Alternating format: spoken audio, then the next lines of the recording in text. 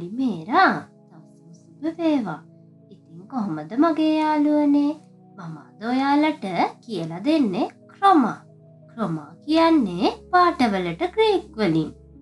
Rose rose rose කියන්නේ රෝස පාටට.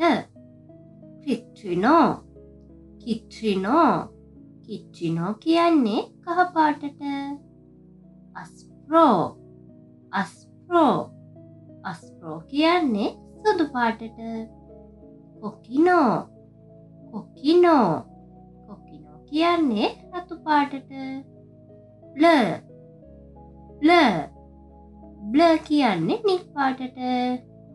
මාවරෝ මාවරෝ මාවරෝ කියන්නේ කළු පාට. රසිනෝ රසිනෝ රසිනෝ කියන්නේ කොළ පාටට.